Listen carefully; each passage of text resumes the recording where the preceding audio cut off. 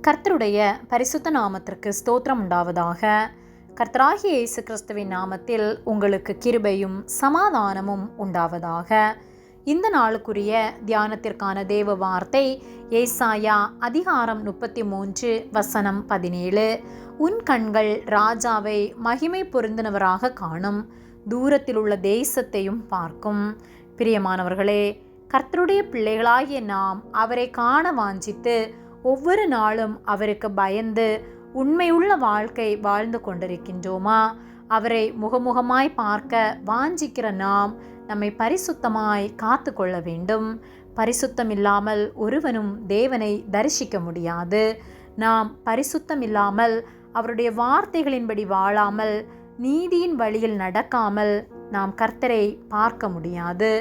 ஏசாயா 33:15 முதல் 17 வரை உள்ள வசனங்களில் நீதியாய் நடந்து செம்மையானவைகளை பேசி இடுக்கண் செய்தால் வரும் ஆதாயத்தை வெறுத்து பரிதானங்களை வாங்காதபடி தன் கைகளை உதறி இரத்தம் சிந்துவதற்கான யோசனைகளை கேளாதபடிக்கு தன் செவியை அடைத்து பொல்லாப்பை காணாதபடிக்கு தன் கண்களை மூடுகிறவனெவனோ அவன் உயர்ந்த இடங்களில் வாசம் பண்ணுவான்.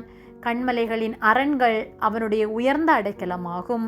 அவன் அப்பம் அவனுக்கு கொடுக்கப்படும், அவன் தண்ணீர் அவனுக்கு நிச்சயமாய் கிடைக்கும். உன் கண்கள் ராஜாவை மகிமை பொருந்தினவராக காணும், தூரத்தில் உள்ள தேசத்தையும் பார்க்கும் என்று சொல்லப்பட்டுள்ளது. நாம் நீதி உள்ளவர்களாய் வாழ்ந்து செம்மையானவைகளை பேசி நம்முடைய வாயினால் புறம் கூறி பிறரை குறித்து அவதூறு பேசாமல் பரிசுத்தமான வார்த்தைகளை பேசி பிறருக்கு தீங்கான எந்த வார்த்தைகளும் நம் வாயிலிருந்து புறப்படாதபடிக்கு காத்து கொண்டு தீங்கு செய்வது நிமித்தமாய் வருகிற ஆதாயத்தை வெறுத்து லஞ்சம் வாங்காதபடி நம்முடைய கைகளை உதறி பிறரை துன்பப்படுத்துவதற்கான யோசனைகளை கேட்க நம்முடைய செவியை அடைத்து பொல்லாத காரியங்களை செய்ய நம்முடைய கண்களை மூடுவோமானால் நாம் உயர்ந்த இடங்களில் வாசம் பண்ண கர்த்தர் நமக்கு உதவி செய்வார். கண்மலைகளின் அரண்கள் நம்முடைய அடைக்கலமாகும் என்று வேத வார்த்தை சொல்லுகிறது. நாம் அப்பத்திற்கும் தண்ணீருக்கும் அலைந்து திரியாதபடிக்கு நம்முடைய உணவுக்கு குறைவில்லாதபடிக்கு கர்த்தர் நம்முடைய கையின் பிரயாசத்தை ஆசீர்வதிப்பார். நம் கண்கள் கர்த்தாதி கர்த்தரை மகிமை பொருந்தினவராக காணும்.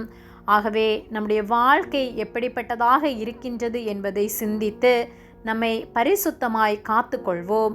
நம்மிடம் இருக்கும் எல்லா சீர்கேடுகளையும் அகற்றி கர்த்தர் விரும்புகிற நீதிமான்களாய் வாழ்வோம்.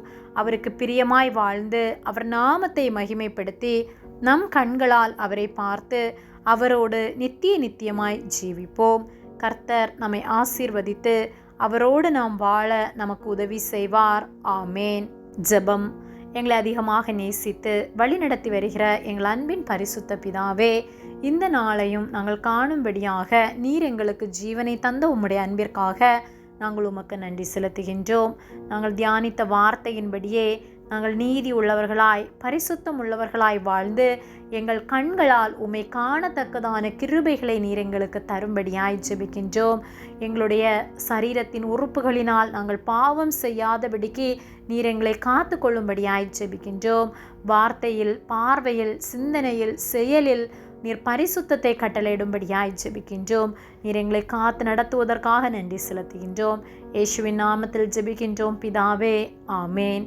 கர்த்தர் உங்களை ஆசீர்வதிப்பாராக.